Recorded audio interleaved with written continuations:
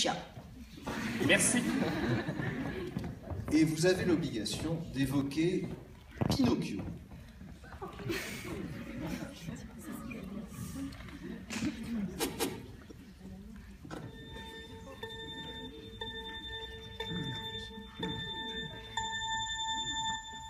Mesdames, Messieurs, membres du jury, membres de l'Assemblée, bonsoir. Je tiens avant tout à remercier le jury, et plus particulièrement son président, Monsieur de Béchillon. Convient-il de rappeler à cette Assemblée, cher monsieur, que vous avez participé à l'élaboration de la réforme constitutionnelle de 2008, à la loi relative à l'interdiction de la dissimulation du visage dans l'espace public de 2011, et, si je ne m'abuse, que vous avez été rapporteur public, astronaute pour la NASA à vos heures perdues, manager du groupe Metallica, agent 00 du MI6, doublure de Chuck Norris, imitateur de Pinocchio, porte-parole de l'association Cuir Moustache et psychologue de John Rambo quand il a finalement compris que ce n'était pas sa guerre. Bravo! Mais aujourd'hui, mesdames, messieurs, c'est une autre guerre qui est déclarée, celle des inégalités. Lorsque Dolores dit à ce bon vieux SS 117 « Je suis lieutenant-colonel de l'armée israélienne, et l'idée est que nous travaillons ensemble, d'égal à égal. » Celui-ci répondit « Ah, on en reparlera quand il faudra porter quelque chose de lourd. » Derrière cette réplique quelque peu misogyne réside une certaine vérité. Un homme est un homme, une femme est une femme. Mais ce complexe d'infériorité ressenti par certains et certaines, qui ne peuvent assumer qu'une réalité biologique soit immuable, tente à se renverser dans d'autres domaines. On tente, par n'importe quel moyen, d'intégrer une égalité nouvelle et intangible, sans imperfection, sans défaut, sans parabènes ni excès de sébum. Bref, une égalité utopique et impérative dont l'existence serait basée sur l'instauration de discriminations positives.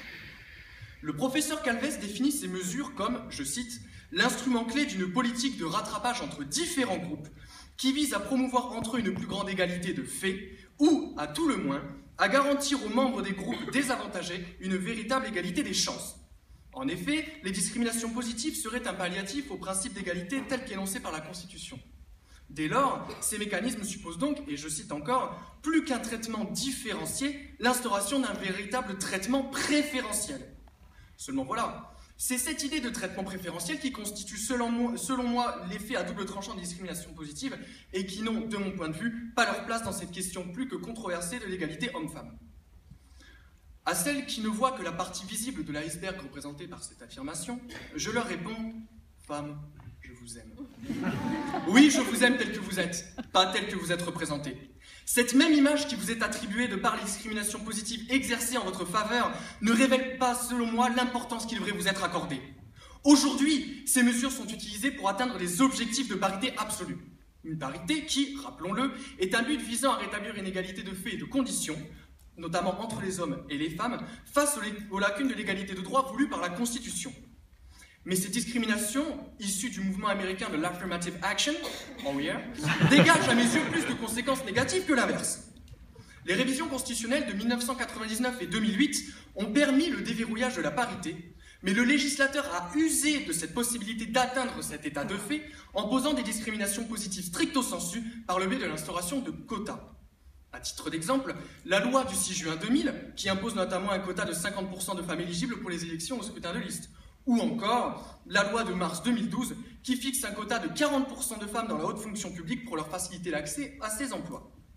Or, ces 40 ou 50% de places devant impérativement être occupées par les femmes créent parallèlement une discrimination négative envers des hommes qui seraient éventuellement, j'ai bien dit éventuellement, compétents. Comme le disait très justement Barack Obama dans son discours de Philadelphie, la problématique de la génération Reagan, donc des discriminations positives, c'est le ressenti. L'instauration de quotas fige une situation dans laquelle une quantité de personnes doit être impérieusement représentée afin de rassurer l'opinion publique. Elles sont considérées pour leur sexe plutôt que leurs compétences, créant ainsi un ressenti de frustration pour des hommes discriminés à leur tour en raison de leur sexe. Plus encore, cette difficulté influe également sur l'image de la femme elle-même. Les discriminations positives, par définition, désignent du doigt des groupements défavorisés par rapport à d'autres. Or, selon moi, les femmes ne sont pas défavorisées par leur qualité ou leur capacité intellectuelle vis-à-vis des hommes. Dès lors, l'instauration de discrimination positive en faveur de la gente féminine fait œuvre d'un raccourci vers la simplicité. Les femmes jouissent d'une position de facilité, sans mauvais jeu de mots, comme si elles n'étaient pas capables d'évoluer par elles-mêmes. Cela suit le fil de l'émergence d'un pseudo-féminisme dans lequel Elisabeth Badinter estime qu'on s'intéresse moins à la femme qui réalise des exploits qu'à la victime de la domination masculine. Ces femmes en question qui créent au scandale, on en a vu récemment certaines au sein nu sur BFM TV, et qui, pris l'établissement de quotas, réduisent la qualité de la femme elle-même en créant des femmes à leur tour assistées, bonnes qu'à faire la popote et à dévaliser des Zara, Texto et H&M. Or, l'histoire nous l'a montré. La femme est une battante qui n'a nul besoin d'être assistée. Who run the world? Girls.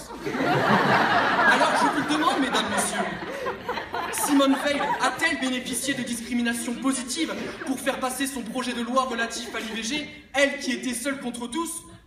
Marie Curie a-t-elle eu besoin de discrimination positive en 1903 quand elle a obtenu le prix Nobel de physique? Les femmes qui ont voulu le droit de vote en 1944 se sont-elles mises en position de femmes accablées par un déterminisme des sexes ou sont-elles sorties dans la rue? Ce sont toutes ces femmes qui, par leur esprit et leur courage, réchauffent nos cœurs et qui savent se battre pour obtenir les droits et libertés qu'elles méritent à leur juste valeur. Je crois que je vais pleurer. Aujourd'hui, on cherche à instaurer des discriminations positives pour se déculpabiliser de la souffrance que subit la femme de par sa position de sexe soi-disant faible. Commençons par combattre les discriminations négatives, plutôt que de les contourner comme si elles n'existaient pas par le biais de discriminations positives, inefficaces elles-mêmes à long terme. Réduisons l'écart de salaire, qui est aujourd'hui de 26% entre les hommes et les femmes. Condamnons la pratique de l'exclusion des conseillères municipales et régionales, qui, malgré la loi de 2000 et l'instauration des quotas, se voient encore majoritairement écarter des exécutifs locaux. La non-discrimination, seul contrepoids aux défauts pratiques de l'égalité de droit, doit être améliorée.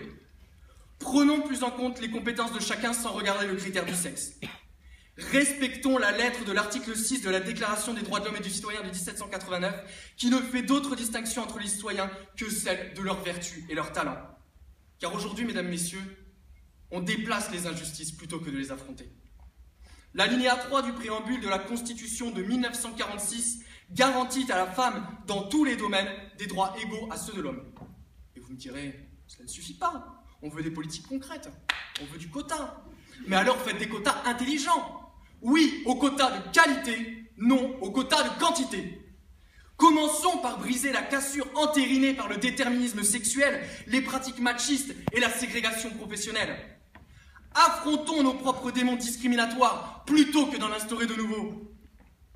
Ainsi, je laisse parler le rouliot qui est en moi pour redire ces quelques mots. Vous les femmes, vous le charme, vos sourires nous attirent et nous désarment. Alors prenez vos armes et combattez l'adversité. Ne succombez pas à la facilité et ensemble, nous gravirons la marche de l'égalité. Je vous remercie. Bravo!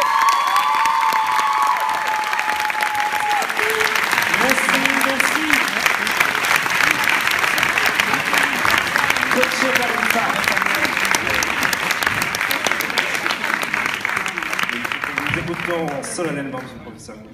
Je préférerais être une professeure en l'occurrence. Mais je félicite ce monsieur pour ce beau plaidoyer aux armes citoyennes. Je suis derrière lui.